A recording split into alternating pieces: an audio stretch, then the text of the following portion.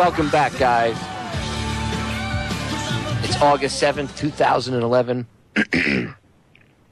I'm joined today by Ed Haslam, and he's just dropping information bombs on us. So, Ed, go right ahead. Pick up where you left off before you were cut off by the break. Okay. Well, what I said that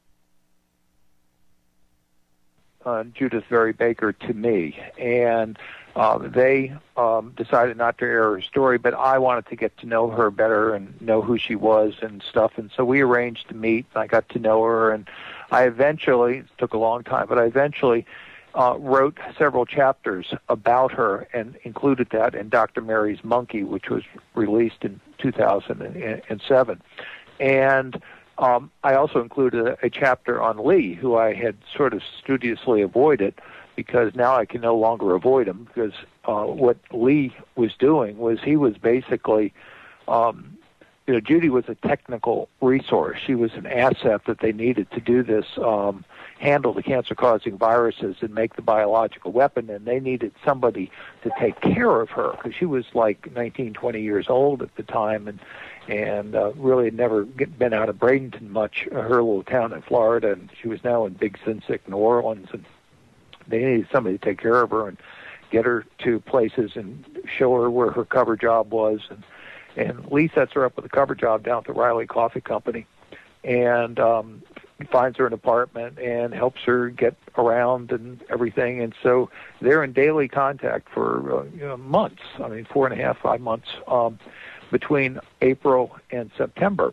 And there's a lot of detail I could go in with that, but let me just say that that story is summarized in my book, but do yourself a favor and get me and Lee, How I Came to Know, Love, and Lose Lee Harvey Oswald by Judith Very Baker, because it's a amazing read and it's a important piece to the JFK puzzle. And what happened to Mary Sherman? What burned off her arm? Well, she was using this linear particle accelerator. And again, this is after the Kennedy assassination in the summer of 1964, and she gets involved in some kind of electrical incident or industrial accident or whatever you want to call it with this thing, and it blows off her right arm. And so but it doesn't cross her heart. She's still alive. And so she's there in this secret laboratory that is one of the most closely guarded secrets in the United States government. And her arm is burned off, but her heart is still beating, and the sun's about to come up, and they got to do something. So they decide to terminate her. And with a very simple stab wound to the heart, delivered by a surgical instrument, probably by somebody with medical knowledge, because it's very nicely done. And then they put her in a body bag, and they take her back to her apartment where they fake this murder scene. So this is the back of the apartment is where the second set of stab wounds is, but she's got this horrible burn on her. So how are they going to explain this horrible burn? That's why they set the fire back at her apartment. And so they fake this murder scene, and they control all the information about it. And it only winds up as part of the JFK literature in this one Playboy interview with Jim Garrison. Now, let me talk about Garrison for a moment. The heart of Jim Garrison's case was that he had associated Clay Shaw with Lee Oswald. Okay? And he couldn't prove that in court because they stacked the deck against him, all right? But what we know today is positively absolute proof that Clay Shaw was associated with Lee Oswald. And one of the places we know that from, there's a little town up in upper Louisiana called Clinton. It's right down the road from another town called Jackson. That's Jackson, Louisiana, not Jackson, Mississippi. And both of these are by Angola Penitentiary. Okay? Now, why is all this important?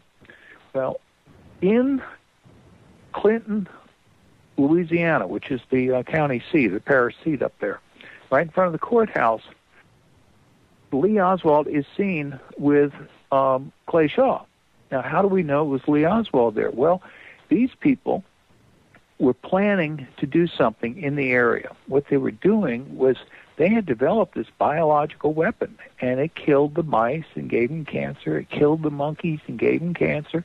They needed it, and they were trying to get it into Castro to kill Castro and give him cancer, or give him cancer and kill him, okay? So they wanted to test it on a human. Now, where are you going to get a human you can kill and nobody's going to miss or notice?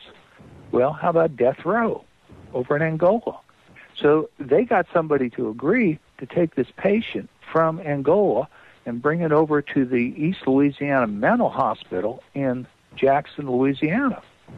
And they got to go up, and Dave Ferry and Lee Oswald and Clay Shaw go up to deliver the biological weapon to test it on the patient.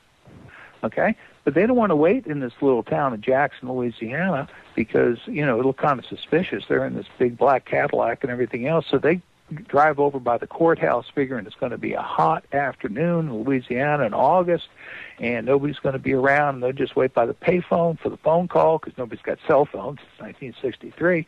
And they get there to Clinton, Louisiana, and they forgot to read the newspapers because the day before, on August 28th, Martin Luther King gave his I Have a Dream speech. And because of that, they're doing black voter registration in this Klan-controlled town in rural Louisiana, okay? And so everybody's down there because there's a line of blacks trying to register, and everybody's standing around with their arms crossed, and the marshal doesn't want any trouble, and so he's keeping an eye on the situation, and into the scene drives this black Cadillac, okay?